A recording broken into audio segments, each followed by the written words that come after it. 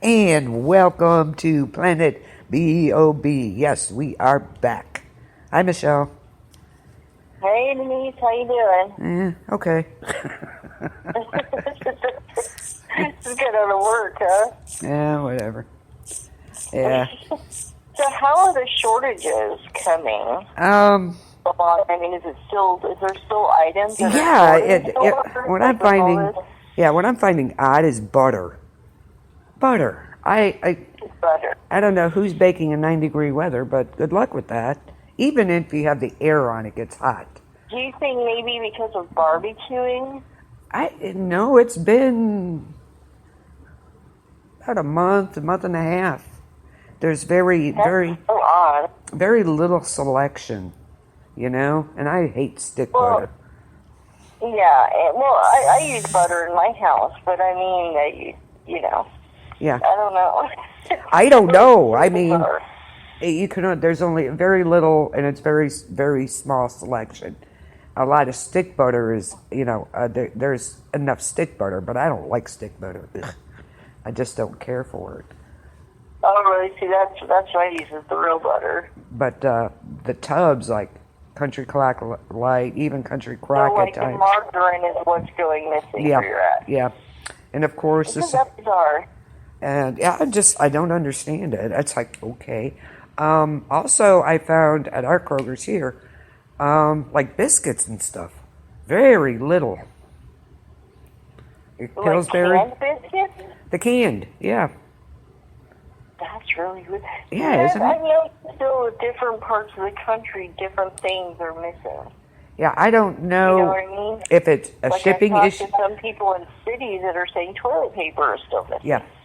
Yeah, toilet paper still. There's every once in a while, even at Walmart, there'll be a couple, but that's it. And still, the Lysol. I don't know if it's a shipping issue. Alcohol is another thing. Alcohol. Yeah, see, that's weird. Like in Wisconsin, almost everything is available on the shelf. They still have limits on it. Yeah, alcohol. But then if you go, like, even one state over, they're, like, out of weird things like vegetable oil. Yeah. Actually, yes. I couldn't find my spray, virgin olive oil. I get it in a spray can. Nope, couldn't get it. And noodles, things like that are like in very short supply. Alcohol, I was kind of surprised, but okay. That there were like 3 bottles. They're like the little ones. The rubbing alcohol. Yeah. A lot of people are buying their own. Yeah. And they're using it to make their own hand sanitizer. That must be what's going on with that. They've had no gloves for months.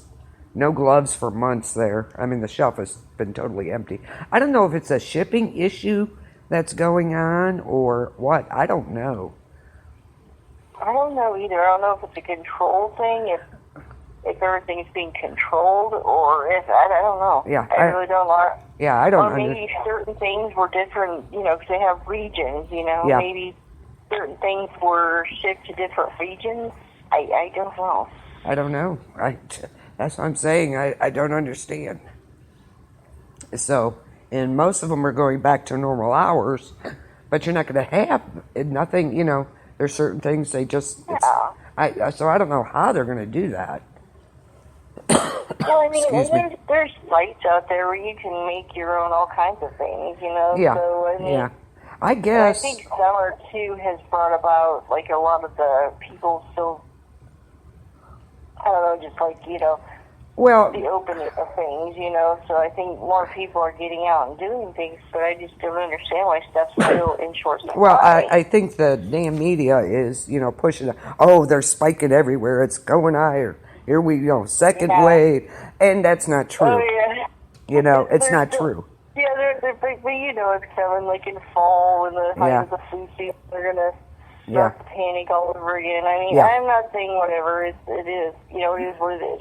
We're not on here to say what's real, not. We're just on here to say that we're noticing some stuff that's still being and why.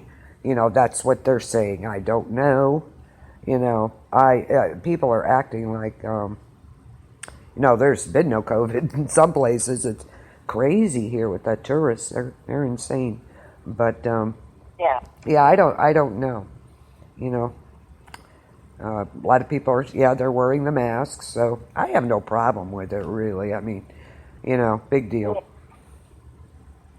I don't know. I just wanted to touch base on the shortages, if there was if you still noticed it where you're at, and I have noticed some things here noodles. It's so weird.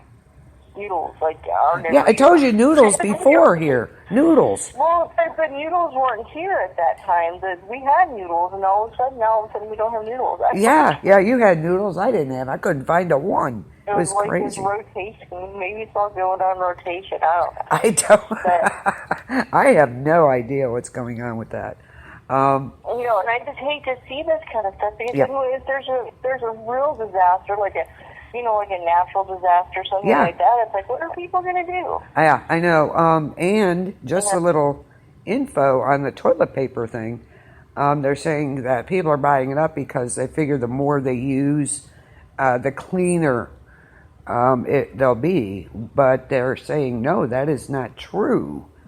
The only thing that's going to do what you want it to, basically is a bidet. So... yeah. That's the best thing you can do. So that's what they've been trying to get people to do for a long time. Yeah. But who knows? I don't know, but don't fall for some of these myths and stuff about this toilet paper and everything. But yeah, hand soap is another thing. You can only buy one, and it's very limited as to what what they have. So well, what people will understand, I mean, it's the regular hand washing is going to do the job too. Right. I mean, antibacterial is great and all, but I mean, what your hand washing really does is to get it off of your hands. Yeah. Yep. Using soap and water, you friction. Yep. Friction wash, rinse, it's getting it off of your hand. Yeah. Antibacterial just basically kills it before it gets it off your hand. Yeah, there you go. Yeah. Yeah. I mean, so what else what else do you have a shortage of? Like I said, here it's oddities all the time. Like meats, of course, are here and there. Noodles for a while was and it just depends on the day too, like what kind of noodles you want, if it's there or not. Do you know what I mean? Yeah. It's like some days you'll go there and it's like if you want the egg noodles, they'll be there on Tuesday, but Wednesday they're all gone. It's crazy, isn't it? Yeah, I don't know if it's like I said a shipping issue or they're just not making it, keeping up with the demand. I just don't know. I don't know either. It's so bizarre to me that just different things. And like you say, there's margarine where we don't have that problem, but we have other things. Like for vegetable oil. You know what I found odd? This last time when I went, I got some laundry stuff. Fabric softener. Really? Fabric softener. Yeah, I'm like, all they had was Downy and Suavitel. And I'm like, I like to snuggle myself. Not a bottle. What I find weird, though, is big stores that are out of that stuff. Yeah, yes. You'll be able to find it like Family Dollar and Dollar General. Yeah, probably. I just didn't go in. But I'm just saying, it's so weird to me that they're out there, but they're not out at these other places. Yeah, I don't understand this. It was crazy. I was like, okay, this is all you got. Why? I don't know. I don't know either. It's so weird. So weird. Yeah. Now, we're talking about this and like major disasters and things like that. Like what would you do? Right now, we're at the height of hurricane season. Yeah. Well, not the height. It just started, I should say. Yeah. Yeah. But it says June 1st to like November 30th, right? Yeah. The hurricane season is like August till October, so we're in there is the peak of the hurricane season. But this year they're saying it may not happen I want you to tell the listeners here why hurricane season may not happen this year the way it normally does. Oh, because of the Saharan dust plume coming. Interesting. And it's just dust plume. It's amazing how it's coming here. I was like, wow. Okay, now people say this has happened before. I don't remember this happening. I don't either. I have talked to people like, oh yeah, that's happened before all the time. I have never, ever in my life heard of dust from Africa coming to here. I've never heard of this. Now, I've talked to people like, oh yeah, it happens every now and again, but apparently not one this big. Yeah. I've never heard this of thing's it at all, huge, apparently. I think it's entering the Gulf Coast, is it not? Yeah, right now it's getting in there, but they're saying it's going to start following like the wind pathways and storm fronts, and eventually we're all going to be affected by this. Yeah, apparently. I was like, whoa. Yeah, crazy I stuff. don't understand. Yeah. So they're basically saying, I'm not trying to be crude here, but basically you can take a leak in the Sahara Desert and it dries up and gets covered with sand and be freaking brought in the air and brought to the United States. But then they're telling us that like dust from Japan and things like that can't bring the disease over to us, or it couldn't bring radiation to us through the air. But then this dust can fly all the way across the Atlantic Ocean. Yeah, and get in our air system? Yeah. That's true. That's very true. Or they're claiming, okay, good example. Oklahoma and Texas, they have, these enormous dust storms. Crazy. They have this constant wind there. Now, their fields there, they have agriculture, they grow things. And they can use pesticides on their crops and stuff like that, which eventually dries and gets in the dirt and whatever. But they're saying that the dust that's carrying this can't carry the pesticides. Right. But this dust plume can fly over from Africa. Yeah, a 5,000-mile journey. 5,000 miles. There's some stuff here that just doesn't make sense. Yeah. And it's supposed to... How does this dust plume affect our hurricane? Well, it's going to... they said it's going to enhance our sunrises, which I never see anyway. It doesn't matter. And it'll suppress storm formations. It'll disrupt it. Vibrant sunsets and sunrises, and your allergies. You may be really, that's going to enhance also, because it's going to be very irritating apparently. But they said it should suppress storm formation because of the particles. It'll break it up.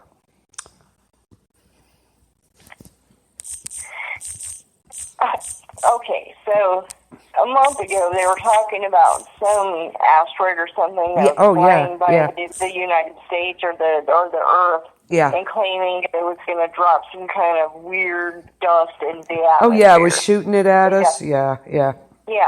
But then they said, that didn't happen. But now all of a sudden we got this major dust cloud from the Sahara. Yeah. That's going across the ocean. But but it's happened before, even though most people have never heard of it. I don't know. I don't understand any of this. I don't either, but it's crazy. Yeah, it's a abnormally large dust storm, which is why I guess it's an issue, because it's abnormally large. How can it fly across the whole ocean? I don't know. You would think the atmosphere would break it up. You know what I mean? You would think that the moisture. Yeah. There's got to be something that breaks up this dust, because that's what happens in the Oklahoma and Texas panhandles and New Mexico when they have these large dust storms. The winds eventually die down, or they hit a storm system that just basically sloshes them, down in the mud. So I don't understand how this can happen. Yeah, I don't know either. And they're saying this thing is so huge, it's huge, that it stretched from the west coast of Africa to the fringes of the Lesser Antilles in the eastern North Atlantic. That's a distance of more than 2,000 miles. It was there. So this thing is massive. Am I the only one that's finding this just weird, though? No, it's very strange. It's just like, but that's like people are trying to make it sound like this has always been, and I do not ever remember hearing about this ever. Me either. No. Now I do. You know what I do remember is when we got volcano ash from Hawaii. Yeah, and I can remember getting Mount St. Helens. Yeah. Ash. But not dust. Not Saharan dust storm. Yeah, this is crazy. I don't know. It's going to trigger air quality. Well, it just sounds weird to me that, that we had this supposed mysterious, stuff coming from these asteroids. Yeah. That were supposed to be burned up in the earth, and all of a sudden we got this huge dust cloud. So it's like something's not making any sense. Yeah. That's crazy. I've never heard of it, and I've never heard of dust being able to squash a hurricane. Yeah. Yep. Hurricanes are huge. I mean, later on here, we're going to have a guest on talking about basically how he and his family survived a hurricane. They were in Hurricane Michael in Panama City, which was, they got okey-doked on that one. You know, 1 minute it's a Category 2, next thing it's like, oh, hey, guess what? Yeah. So, we're definitely, I want to get in on that, because this is where we have always talked about you have to take care of yourself. Yes. He's going to explain, basically how the government really does not help you. They say they help, but they don't help. And then when they do help, they just, and it's not really the government. Right. FEMA doesn't do crap. Right. It was the Red Cross that helped mostly, with handing out MREs and private companies and nonprofit organizations, things like that. It's basically who you know in situations like that. So what should people prepare for with this dust storm? The dust storm, they're basically saying that if you have allergies, to try to have an air purifier in your house. Try not to go outside. Right. Of course, wear a mask. Isn't that convenient? Yeah. Again, we all have them. Yep. Yes. Try to wear a mask if you have if you're allergic to things like dust and stuff like that. But what's in the Sahara Desert? You know what I mean? Is there dust different? I mean, is there sand different? You know what I mean? Well, the reason I ask that is in the United States, different places have red clay. Some people have this. Some people are allergic to that. Some people are allergic to pine trees. Some people aren't allergic to pine trees, but they're allergic to oak trees. You know what I mean? Yeah. Exactly. So, you have all these different allergens in different places. So my question is this: is there something in the Sahara Desert that, what's there? Is there anything there? I don't even know. I don't. Never been there. But I still don't get this. There's some funky stuff. And that thing is huge. It covered to the fringes of that. 2,000 miles this cloud was. Really? I mean, that is exactly. So we've got this supposedly from the Sahara Desert now. People think on that one for a minute. So we have this 2,000 mile long. So this is basically half of these. So this is basically would stretch from California to about Oklahoma, or a little further, actually. Right. Yeah. So you have about half of the United States, if not more, a little over half the United States. Right. Where this cloud, that's the size of this cloud, that has floated over the Atlantic Ocean. Yep. To come here, and I guess settle here? There's no more winds to take it anywhere else? Yeah, I guess. To land on the United States? No lows to push it off or whatever. Yeah. Apparently not.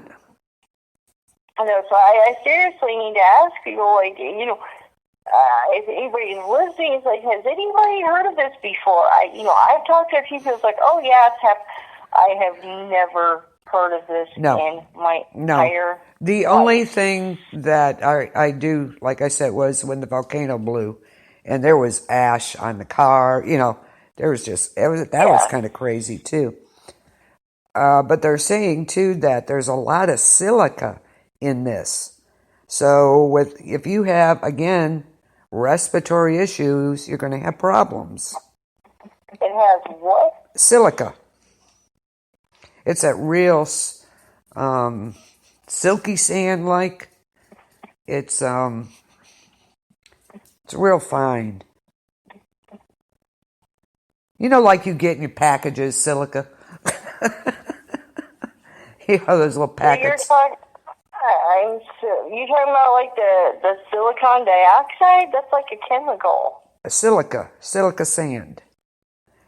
Dust cloud. Silica sand. Yeah. Okay, I'm trying to find it in here. But okay. Yeah. So I'm looking up this. It says, "What is silica and why is it dangerous?" There you go. Now this also talks about construction sites. Yeah. It's that buildup clouds of dust. It's a bunch of tiny crystal silica particles that pose a serious threat to everyone exposed. Yeah. Okay, this is coming from a place called Concentra. It's a health site. To address the critical nature of this issue, especially on work sites where silica exposures is high, especially because it's going to happen now too, OSHA that tightens the restrictions on the amount of silica workers can be exposed to on the job. So there's crystallized silica. It's most commonly found in quartz in nature. That's what it says. It says it's found in soil, sand, granite, concrete, rock, and many other materials. Yeah, major constituent of sand. Yeah, it's weird. And it's like silky feeling. Okay, it says, what is the danger of silica exposure? It says it's been classified as a human lung carcinogen and can cause serious lung disease and lung cancer. Okay, so this is what's floating to us right now, people. It says this is one of the dangerous effects of silica exposure is a disease called silicosis. Yeah, which silicosis. can be contracted after just a few months of high exposure. Right. Silicosis occurs when silica dust enters the lungs and causes the formation of scar tissue, reducing the lungs' ability to take oxygen. There is no cure for silicosis. No. And cases can be disabling or even fatal. Yeah. Lung cancer, TB, and COPD, so chronic obstructive pulmonary disease. So this is I'm sorry, I'm hopping on the conspiracy trail here. You know me, I'm hopping in that. Oh yeah, you go down that hole. Anybody else find this weird? That first we have vape that cause these serious lung disease and blah blah blah blah blah. Right. The vape. You know what I'm talking about? Yeah. The vape cigarettes. Well, suddenly they can do this to your lungs, and you're putting on ventilators, blah, all this stuff. Right. So that goes away. Then all of a sudden now we have COVID, who supposedly attacks your lungs and does all this, and now we have this mysterious dust cloud coming over and doing the exact same thing. Excuse me. Is this all a coincidence, or is this some cover up for some crap? That's a good question, actually. Is this getting suspicious, or is it just me? I think it is a bit, yeah. It's just, now what? I just find it kind of odd that one minute we got vapes that cause these serious lung problems that are putting people on ventilators. Yeah. And then we got the COVID-19, the serious lung problems, putting people on ventilators. And now we got this damn dust cloud that supposedly happens all the time that did not, coming over here, and it's going to cause serious lung problems. Yes. What? Yeah. Yep. But to the likelihood, it says also, but the likelihood of getting lung cancer or your more serious diseases, you have to be breathing that in. You have to be high exposure over many years. So, but it could, it's going to trigger people with allergies or asthma, COPD, that type of thing. That's crazy stuff. So basically, if you're going to be around, yeah, this when it comes. Wait, hold on. Okay. Okay, so if you're going to be around this when it comes around, you need to, like you said, wear a mask outside. Get a air filter in your house. Make sure any seat in your windows, like leak stuff like that around your windowsills. Make sure they're sealed up. Yeah. Things like that. Yeah. Now, according to this, it did happen last year. It says dust from Africa set off spectacular sunsets along the Gulf Coast. Oh, okay. We didn't see it up here then. I'm guessing. I don't know. Okay. But up here, that's what it says here, but I don't ever remember hearing of this. Probably, not up here anyway. I didn't hear anything. So, I don't know. Don't know. Interesting. But it does keep clouds from forming, which I find really weird. It's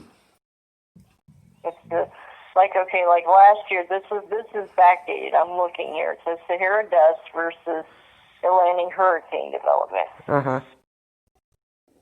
And it basically keeps the clouds from getting higher. And I would think because of the silica and stuff in it, it just tears it apart. Just tears the, system apart. Yeah, so think about that. If it could do that to clouds, what could it do Yeah, to they have you? to go rip those clouds up. That's what I'm thinking. That's what it does. There's some really shady stuff going on right now. I don't know what the hell's going on half the time anymore.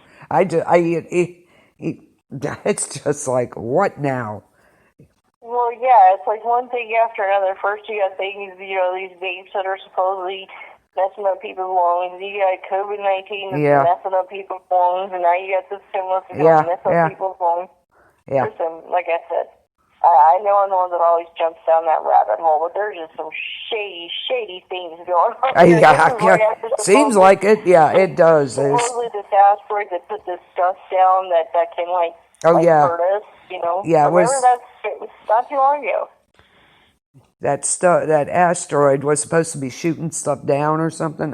I saw something on that. Yeah, I'm like, oh, good, great. I don't know. I don't know what's going on with this.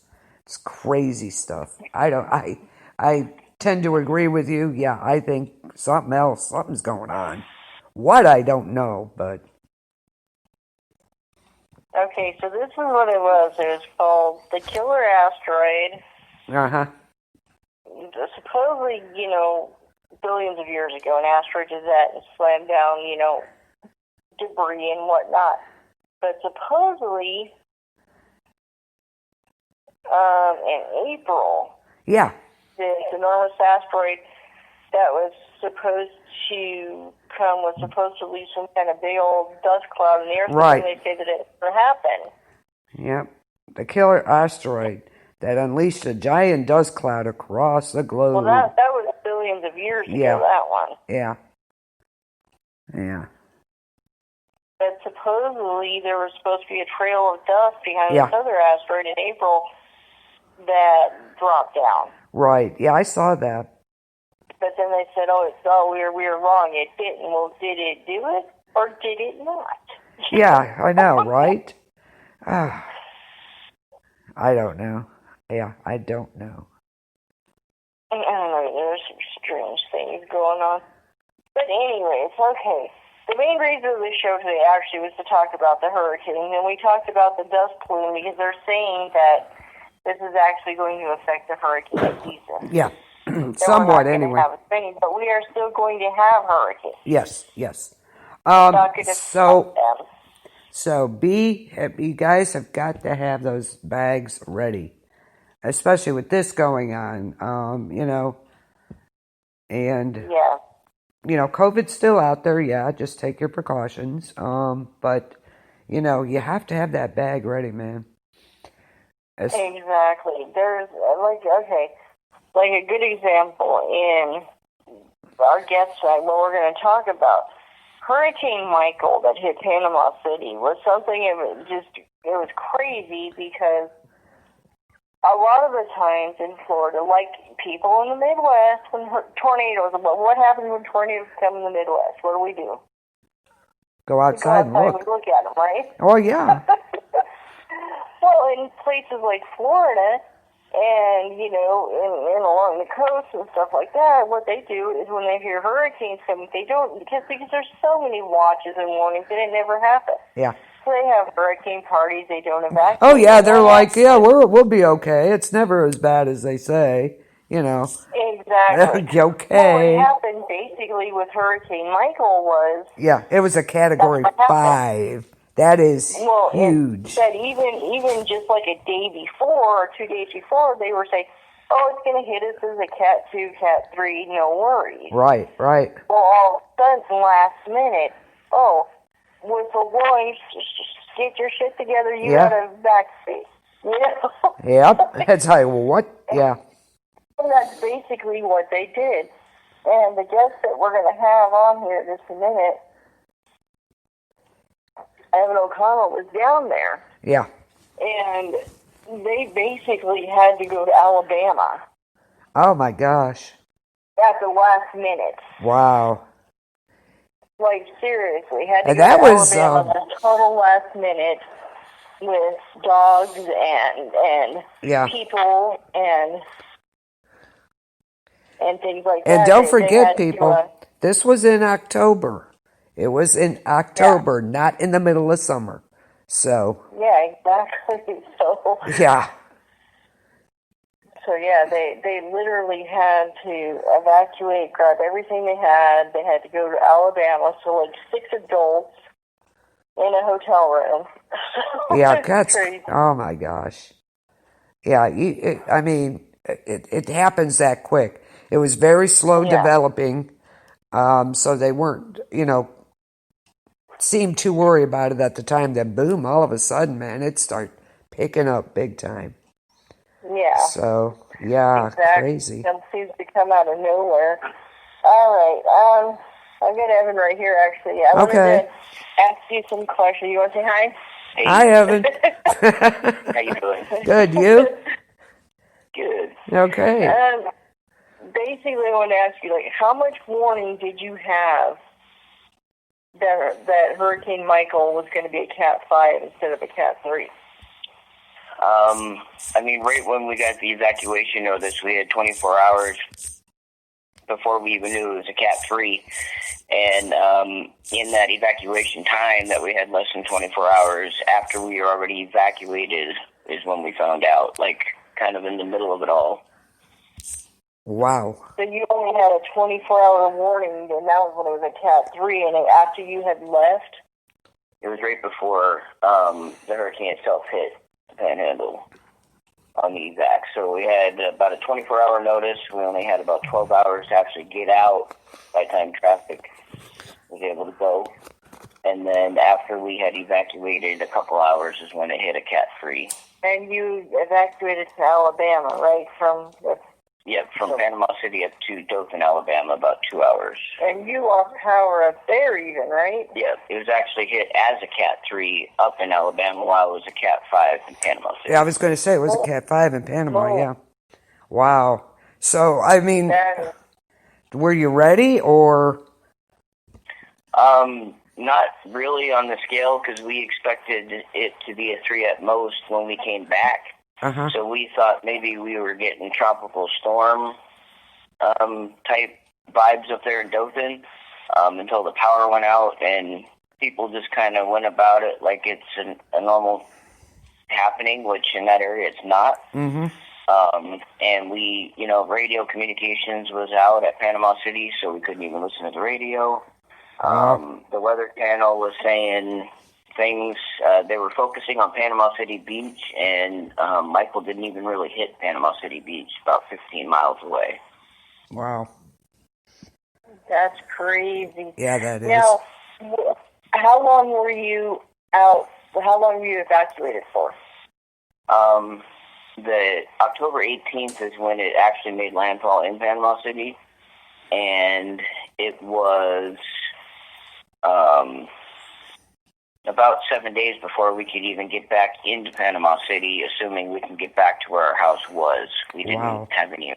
Now, could you take major could you take major roads back, or did you have to go around back roads? Were all the roads open on the way back? The biggest problem with the hurricane there was it's proclaimed as Lower Alabama there in Panama City because it's all oaks and pine trees. It's not palm trees. So all the major highways, all the back roads, all of that was just taken out by trees that were snapped in half. All the light poles were snapped in half. All the cell phone towers were snapped in half. It was a huge wind event problem with trees. So it was a matter of... So how were you able to actually get home? We had to take cue from other people that was able to make it back in. But a lot of people with the curfew and stuff was turned away, and then we had to take that information and say, okay, we can get this far in. Can we get to our house yet? No. Well, we got to try another day. No. There's still vacancy where we're at. So you were driving back and forth from Alabama trying to get into your house each day? Pretty much that. Or if we had someone that was able to get into Panama City and relay the information, but there was no cell signal unless you had AT&T. And that was very sparse. Wow. So what did you find when you did? We were at a motel in Dothan, and when we lost power, we stayed in that hotel overnight, and then we went about another hour, I think it's east, to Eufaula, Alabama, and we stayed there for about 7 to 8 days while we were going back and forth trying to figure out if we can go home.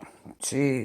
That kind of thing, and we still weren't able to completely get it home, so we actually went back and forth from Dothan for about 2 weeks. Wow. So when you finally got home, how bad was the damage there? I was actually in a flood zone, so we had storm surge damage to our house. Ooh. We didn't actually see the flooding when we were there. That mold had popped up, but we got lucky at our house individually because there was 2 75-foot pine trees in our backyard that had uprooted and actually just fell over all roots and everything. Wow. And it was about 6 inches away from hitting our house. But there were several houses right around us that were taken out, cut in half. Wow. All the trees. Jeez. So I'm assuming in this situation, if FEMA came right in, right, and just up and helped everybody out. Did they do that? We were told a web address at first, and that they would get back to you case manager-wise, but if you even suspected that you could reside there, you weren't getting approved at all. So basically, if your house was still standing, if you put a tarp on the roof, but there was no roof, you just put a tarp there, and you could squat there, you weren't getting any help from FEMA? Right. Okay. Wow. There's a surprise, right? I'm so surprised. But there were soldiers there, right, handing out supplies and water and everything that you needed, right? I didn't see any soldiers there. Okay. Okay. So there was nobody. Fired, nothing. Okay. Wow.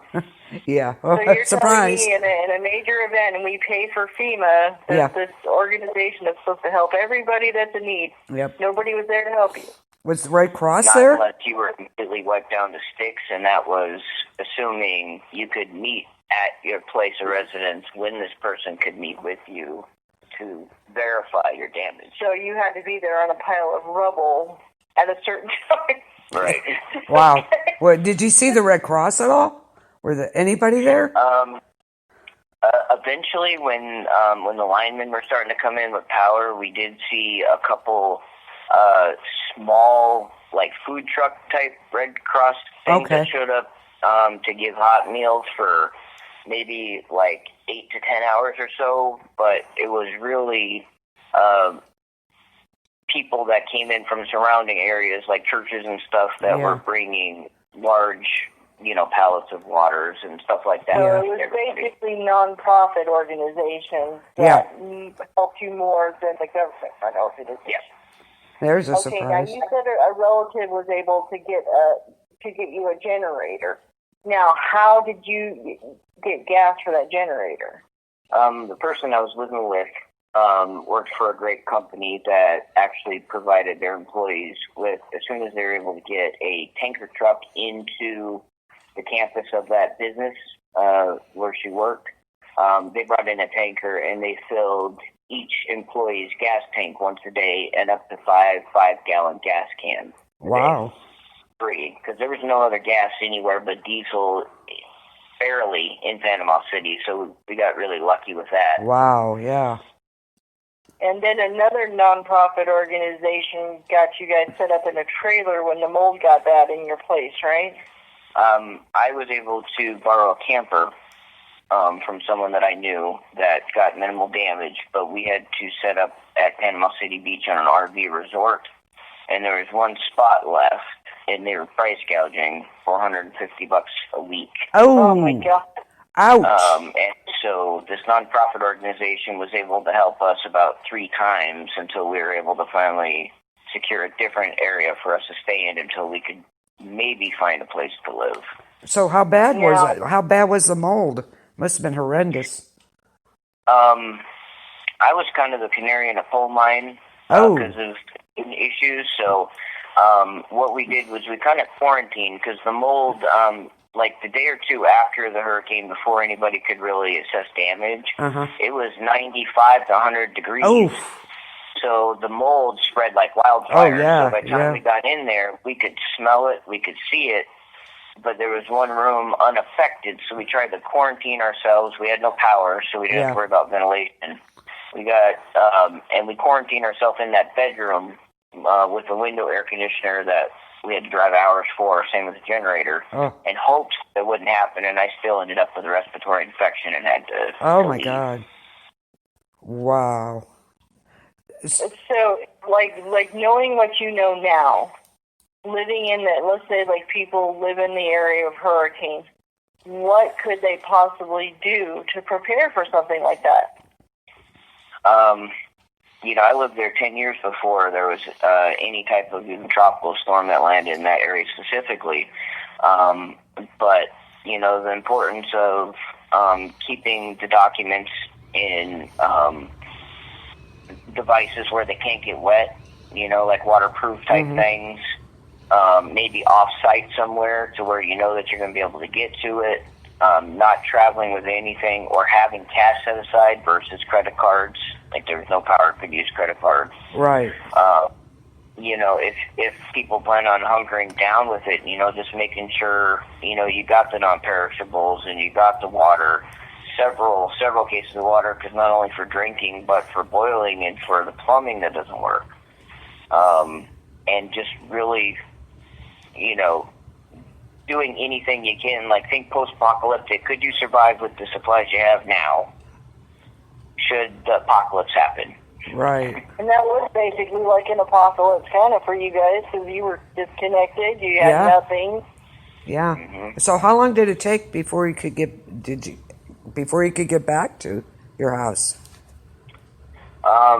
It took us about 2 weeks before we could get back to the actual house with the mold in it. And then our power mast was broken on the top, and we couldn't get an electrician there to fix it. And so we lived in that house for 8 days without power. Oh. And after I ended up in the ER with that respiratory problem, we were finally able to get into the camper. We stayed in the camper for about 3 weeks, and then somehow a miracle happened where we were able to find an apartment. But most of the stuff was completely destroyed to where everything had to be rebuilt. So even to this day, if you can find somewhere to live there on the Panhandle in Panama City, it's, you're paying almost $1,500 for a studio. Wow. That's crazy. Wow. Ouch. It's like living in New York. Good Lord. Wow. And there's a lot of employment there now because a lot of people had to move. Yeah. But the problem with this was it's hardly ever any catastrophic damage there done. So we were forgotten like almost immediately. Oh. Like hardly anybody knows about Hurricane Michael. Yeah, because it wasn't, yeah, I get what you're saying. It didn't hit the rich part. If it would have hit Panama Beach. Yeah, Panama City Beach, yeah. Panama City Beach, that's where it would have been. Wow. And, we had a really bad problem with linemen coming in and out, so traffic was horrible anyway, and the Vice President and President Trump decided they wanted to visit. And it was unnecessary traffic that he couldn't took into consideration. Right. Yeah. Because he wasn't there to help us, just there to speak. Oh. Well, that's kind of like what happened when I was a kid when all those tornadoes hit. Yeah. I'm going to age myself here, but Jimmy Carter came, and it was like this big, Jimmy Carter. Like as a kid, you're thinking, oh, wow, the president's here. Everything's going to be okay. Now, he basically came, shook hands, took pictures with the little kids, and left. Yeah. Thanks. He didn't do anything. Give me a check. Yeah. Sign me a check. Nothing. I think on the year anniversary of Hurricane Michael, there was still probably about 50% of Panama City, including children, that were still living in tents there. Wow. That's crazy. That's insane. So, this is what we talk about on the show. Yes.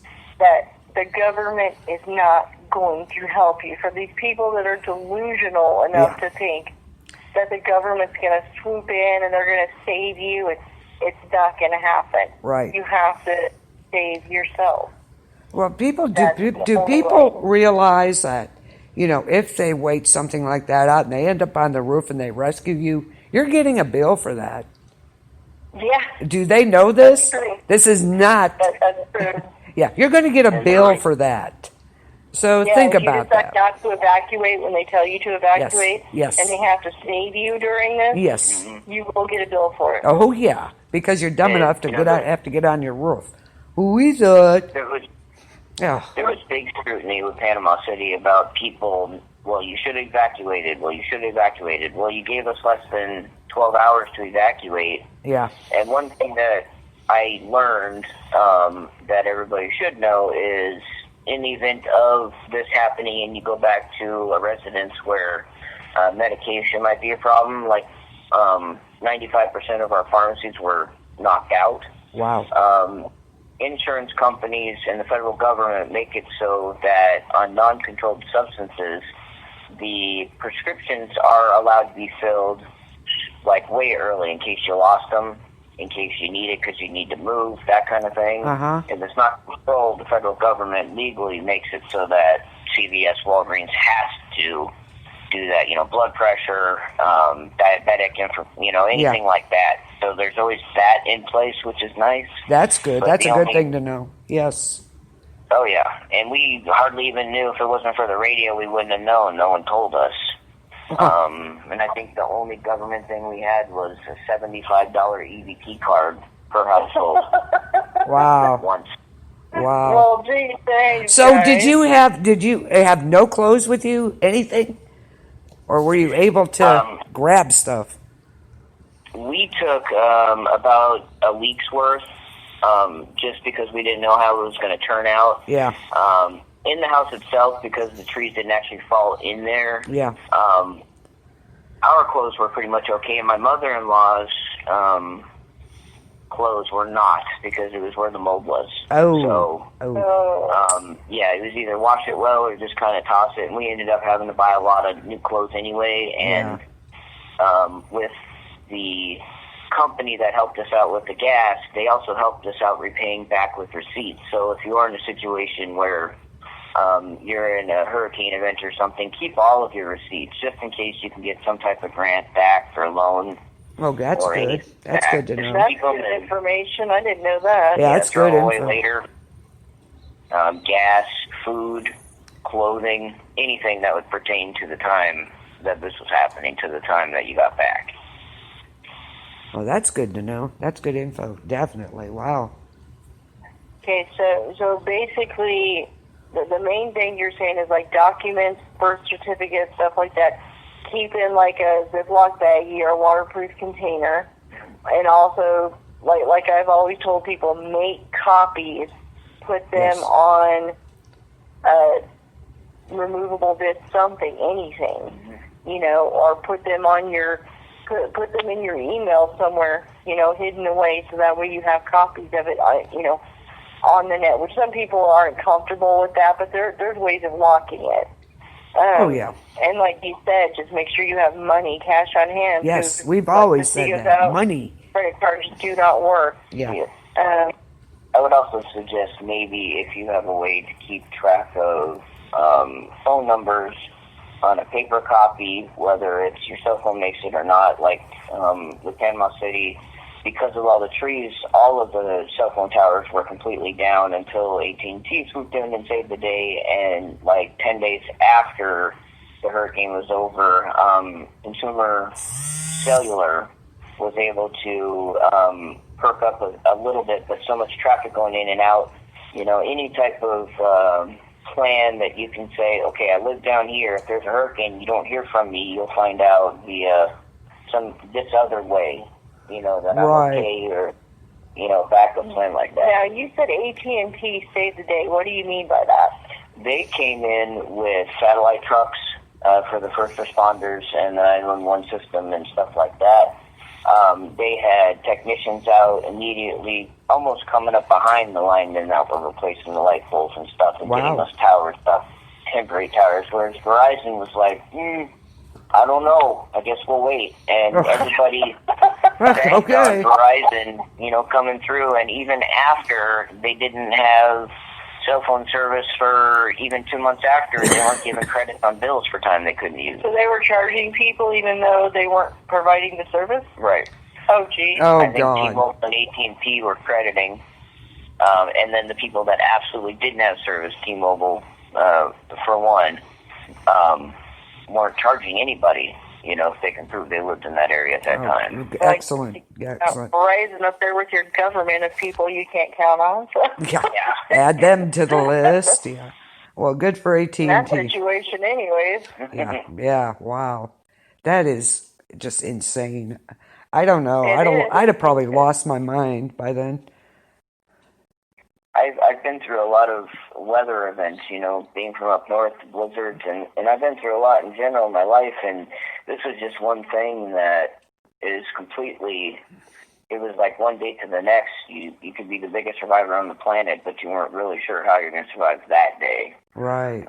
Even finding a generator, because everybody is sold out. Oh, yeah. We had to drive 2 hours east of Dothan, already 2 hours in Alabama, to Auburn, Alabama, where we found one generator. Oh, my Lord. Yeah, and hoping that there's gas for the generator. Yeah. Wow. Well, you got lucky there, that is for sure. And it was the company that y'all worked for that gave you the gas, right? Right. Wow. Yep. So lucky. And that was Train, right? Saharan owned Train, the air conditioner business. Yeah. We had 700 employees at that factory in Panama City, and what they did was they brought in pallets of food, like from Sam's Club. Oh, nice. Food, water, non-perishables, and every day they would set up a vehicular assembly line so you didn't have to walk through, you drive through. And, for instance, you have 5 people in your family, you get 5 cases of water that day. Nice. And, you go through and you load up on this every single day. They load up your gas cans in your car, which was good for us. But that, of course, was only for their employees, right? Yeah, employees. So you kind of lucked out being wow. involved with that. Well, that's a great company. If you weren't involved with things like that, let's say like you didn't have a company that gave you gas, what were people's options? From what I witnessed was several people, once they opened up the roads, there was people that would come down from like Dothan or further north, or even from Louisiana, the Cajun Navy, those type of people that would come and they would write, "We're coming for you, Panama City," on their windshield or on their back windows, and they've had, this truck full of gas cans full of gas for people. Nice. So basically it was all private organizations, private citizens that came down to help you guys. Right. No government people showed up. And there was still people, I've had people that had a half-demolished residence that had FEMA show up that had damage, and he could not live there, and he was still getting denied for one reason or the other. Eventually, FEMA did bring in some trailers that are there now. Didn't they have to? They're like, you have to take them in there. I thought that's what happened. It took a lot. Wow. and we didn't have any area for. Yeah, they were saying, before. You could post up the FEMA on your property if you had that. Uh-huh. But yeah, with Hurricane Michael, with so much damage, they said that you can only get it if we can set it up somewhere, and there was nowhere for us to set up 20 trailers, 50 trailers. So basically, if you didn't have your own land to set it up on, you couldn't put a trailer on. Even if you had your own land, you couldn't. It had to be in one trailer park, FEMA trailer park type stuff. Oh my God! It had to be able to house 20 to 50 to 75 trailers. And there was nothing there. Oh my God! Wow. Oh my God! That is so. Why are we paying these people? Why are we paying tax money to FEMA? FEMA is like the biggest joke ever on the planet. Mm-hmm. I mean, even Katrina survivors to this day can tell you. Oh yeah. FEMA didn't do nothing for them either. Yeah. Katrina was like the biggest disaster and biggest sure. One of the biggest failures. People that survived Hurricane Michael were removed or was moved to Panama City from being a kid during Katrina or an adult, and they were moved to Panama City or somewhere in the surrounding area. Oh my gosh, are you kidding me? Oh Lord. So Hurricane Katrina survivors that because I remember that when they were displaced and they were kind of they moved to Panama City. But to live through it again. Oh my Lord. There was one gentleman that came up to help us in Panama City that I knew personally that came from southern Florida that lived through Hurricane Andrew as a teenager. Wow. And he almost went into a straight PTSD event when he was back with Hurricane Michael. And he told us that if you see me doing this, I'm not freaking out. I'm just kind of trying to squash this trigger here because it reminds me so much of Hurricane Andrew. Oh my God. So again, this is for the listeners out there, anybody that's new, doesn't know what we say. Yeah.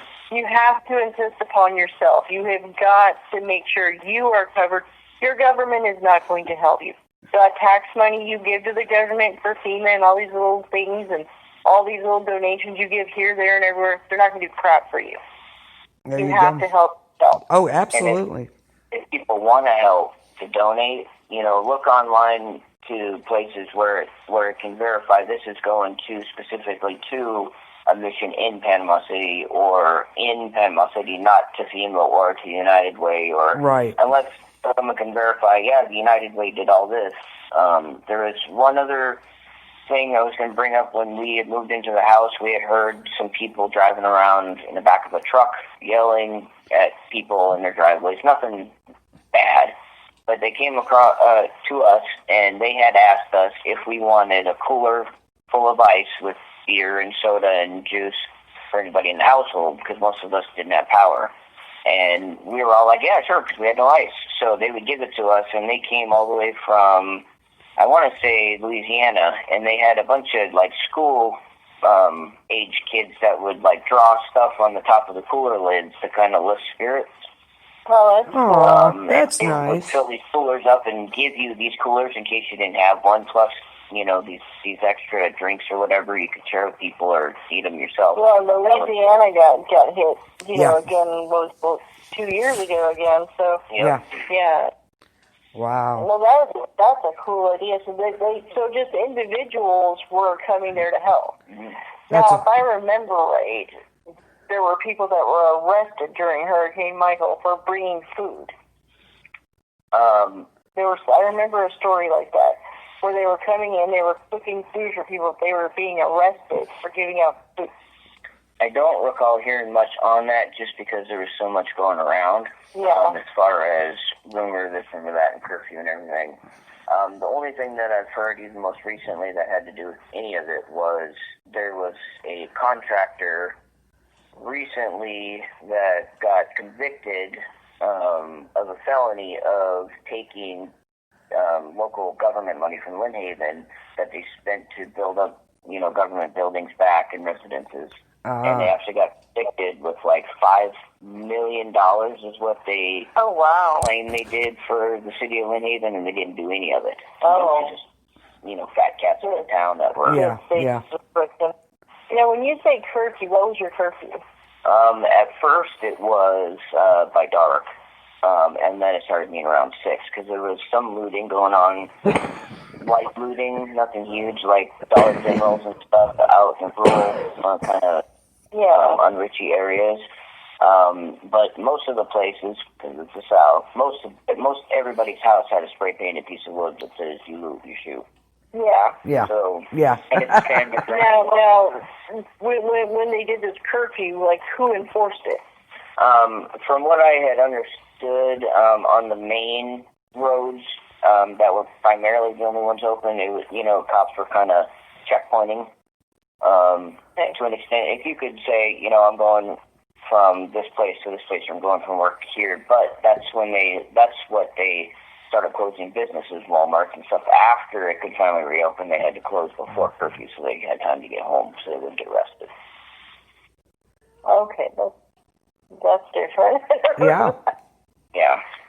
So during these crises, you don't expect your stores to be open. Oh God, no. Till curfew. They're going to close before curfew, so their employees can get home. Yep. Now, see, this is the stuff I didn't know about. Yeah, me either. Yeah, some of the things you don't really hear about either. And some of them don't have to. If they say they're closing at 6, they'll close at 6, and it's your problem if you get pulled over. I mean, they can verify you were there, but yeah, that's about it. The other great thing that happened with that company that helped us with the gas was for every employee and their family, they offered to, since we were all displaced, to place them. As far as Dothan, first of all, they paid everybody up to 2 weeks before they even reopened up for business. No one worked for over 2 weeks, but they paid them for 2 weeks after the hurricane. Oh, wow. Which was great when you're trying to pay for hotels. Go train. Yeah. Yeah. And then paying for Airbnbs, hotels, condos, apartments, anything that they could find in the area within a 2-hour radius. Train was paying for up to 60 days, I think. Okay, wow. so let's say somebody doesn't work for this great company. What if you didn't have them? What would you have done? Or what could you have done at that time? The only thing that I could have thought of doing was just trying to get to somewhere that was functioning. Because if I didn't work for a company like that, I didn't have a place to live. Effectively, all my roots are gone, and I need to make money somehow, and I need to eat somehow. And you could hang around and try to find someone that could help you, maybe stay in a tent or something like that. But the easiest to me would probably have been to relocate back up further if there was no, sibling help or family help. Right. To maybe go as far as you can go and put down roots a couple hours away in Dothan or wherever, and just kind of. That's where most of the people ended up going, was about 2 hours, all directions. Like I said, Mexico Beach was completely wiped off the map. Wow. So basically, like if you don't work for a company like this, you really need to have a tent on you. You need to have supplies. You need to have a way to make your car into a sleep, whatever you have to do. Yeah, I would.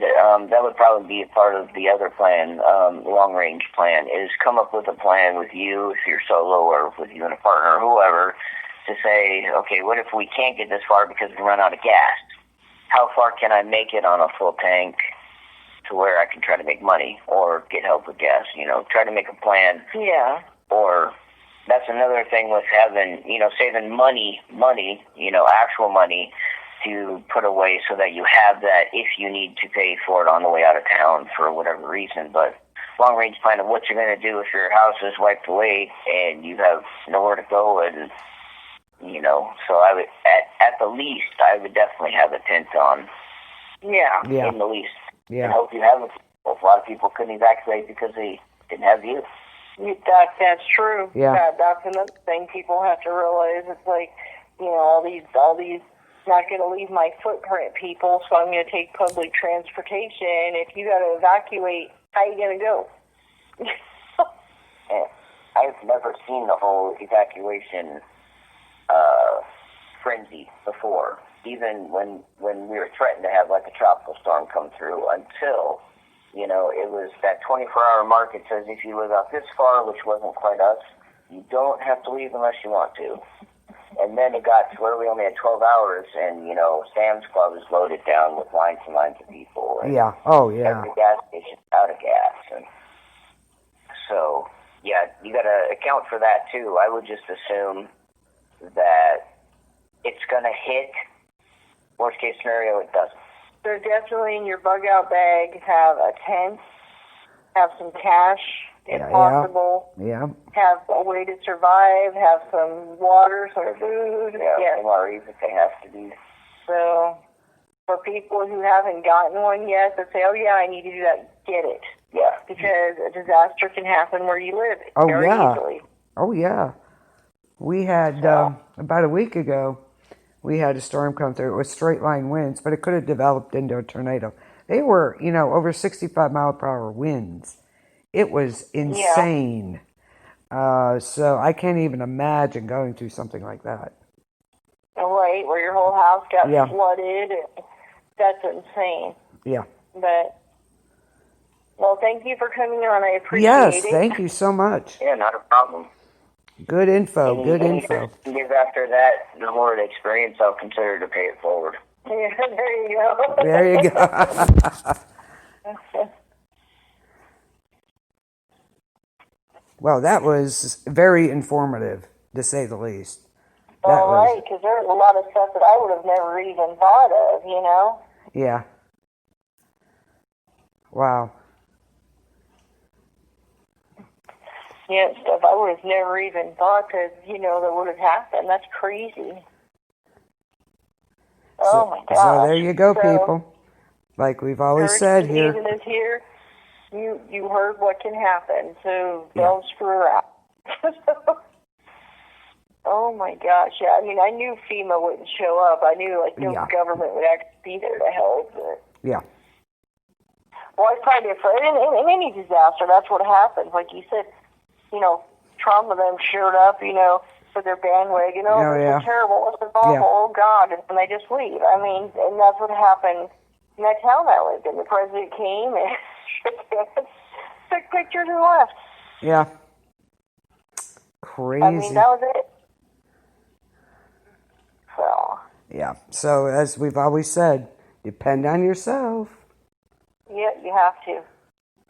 You have to, because there's nobody that's going to say, you know, government people are going to swoop in and go, oh, gosh, let me help you. Yeah. No. So honestly. Like you said, it was all private citizens and nonprofits that came in to help. Well, thank God. He worked for God they came to do that. Yeah, thank God they work for a great company. That's, you know, how many companies would do that, honestly, you know? Not many. Not many. So, good, like I said, go train. Yes, absolutely. Wow. So there you go. Make sure, you know, you have your stuff in order, no matter where you live. And right now, not only that, we're still in tornado season. Yeah, absolutely. Yeah. Yes. This is the peak of tornado season right now. So we've got all that going on. You've got tornadoes, you've got hurricanes, and in a few months we're going to have all the blizzards again. So let's yeah. prepare people. Yeah, it's that's crazy stuff. Wow. Isn't it? So we got dust plumes and all this stuff. I don't know what's going on, but it's insane. You thought that was funny when I was like, so people were there. Yeah. Wow. It's just, I don't know. That's just crazy stuff. But again, you have to be ready for anything. I mean, exactly. You could have a house fire next door. The house could be burning. It could get yours too if they don't keep spraying it down. So you have to be ready to go. Grab your bag and go. You know? Wow.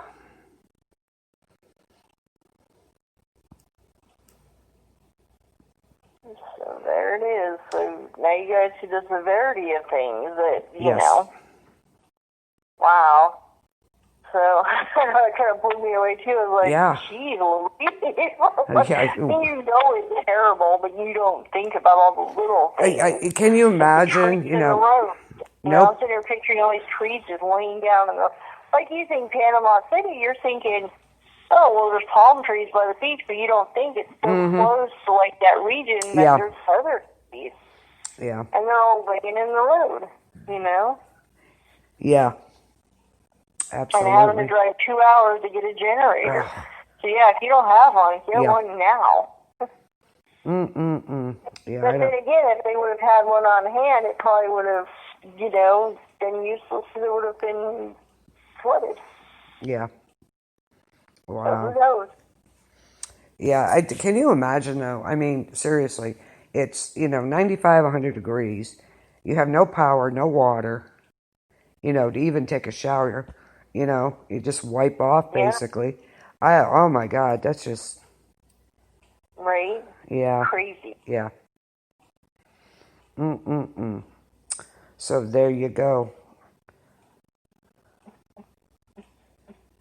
I'm just thinking about everything you just said. It's like going through my mind, like, oh my God. I know, right? Yeah, exactly. You think about these situations. Like you said, he's been through it all. Yeah. He's been through, blizzards, all kinds of stuff, tornadoes, you name it. And it's like here he is. Yeah. Saying like this is the worst thing that he's ever had to live through, because like you said, you have to think about the daily, not just like how am I going to survive till next week. How am I survive this day? Yeah, day to day. Yes. Yes. Wow.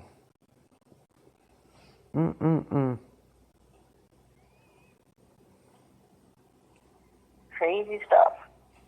Absolutely. So you've heard it. What actually happened. So there you go. There was something else I wanted to tell people to prepare for this week that I can't remember what the heck it was now. Crazy. Oh, they're saying like some big weird round of storms are coming across the Midwest this week. Like I guess it's supposed to be like super intense. Yeah. That last week's storm we had here was, insane. That was kind of crazy. So everybody from like Colorado on to the other side of Ohio, be safe this week, because apparently there's some storms that are coming up this weekend that are supposed to be super bad. This weekend? That's what they're saying. They're saying all this week coming up, and then this weekend there's supposed to be some like really intense stuff happening. Like they're saying some super strong storms, so I don't know how. Yeah. What's going to happening with dust coming? Oh God, Jesus. Going to make mud. I don't know. Great, wonderful. Yeah, we're supposed to it's supposed to heat up again, so. Yeah. It'll cause... Well, apparently it's supposed to start Friday. I guess, they're saying that today and Tuesday and Wednesday, there's supposed to be like a small chance, but I guess Friday here, so that means Thursday in like Nebraska, and probably Saturday where you are. Yeah, it's showing Saturday. That's to be like a huge chance, I guess, supposed to be like super bad. Saturday and Sunday, yep. Yeah, so. Oh, yay. So everybody be careful, be prepared. Yeah, watch your weather. Be ready. Yes, absolutely. All right. Well, I think I'm going to get off here in a few minutes. Sounds good. I think we covered quite a bit. We went I think we did. Yeah. Talked about the dust plume, and of course I went down Conspiracy Alley because I had to. Absolutely. Well, yeah. Yeah, because we don't know. Just seems all kind of, happening one after another here. Yeah, kind of strange. Well, it's attack, Yeah. We may never know what's actually going on. That's the thing, so. Right, exactly. Yeah. So, crazy stuff. Stay safe out there, everybody. Be prepared. Stay safe. Yeah, definitely. Yeah. Definitely. Have all your stuff together. Yeah. Get you a good bug-out bag that absolutely. Tailored to your needs. Yes. Get your basics and then get the stuff that you need, medicine, things like that. Like you said, you can get these, as long as they're non-narcotic, you can get them ahead of time. That's good. That's awesome. That's a good thing. That was good info on that, because I sure did. I didn't know that. Oh, definitely. I didn't know that either. So at least the government did do something about that, because people need, their medicine, their diet, for diabetics and such. So awesome. That's great. Good to hear that anyway. So thank you again, Evan, for coming on. Appreciate it. Sorry you had to go through that, though. Jeez. Wow. Yeah, that's insane. Yeah.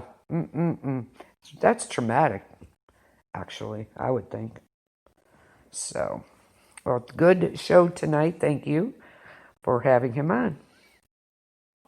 Thanks for coming on. I didn't think you were going to make it tonight. I was like, I know. I'm going to go now. Yeah.